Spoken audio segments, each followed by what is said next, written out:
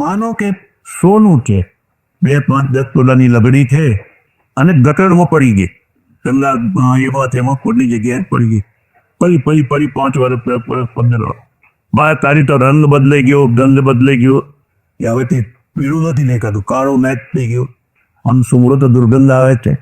પણ જો કોઈ ઝવેરી મળે અને આરીખાનું પાણી લઈને એને બરાબર ધોવે તો સોનું એ પાછું સોનું જ.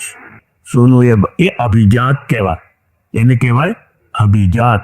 એટલે બીજો કોઈ યાદ રાખજો, બધાને તમે સુધારી ના શકો, બધાને ના સુધારી, અભિજાત હોય એને જ સુધારી શકો. જે અભિજાત ના હોય એને તમે સુધારી, એ 10 વાર ગજવા કાપે, 10 વાર જેલમાં જાય, જેલમાંથી છૂટે એટલે પહેલા દિવસે ગજવા કાપે, એને પહેલા સુધારી ના શકો.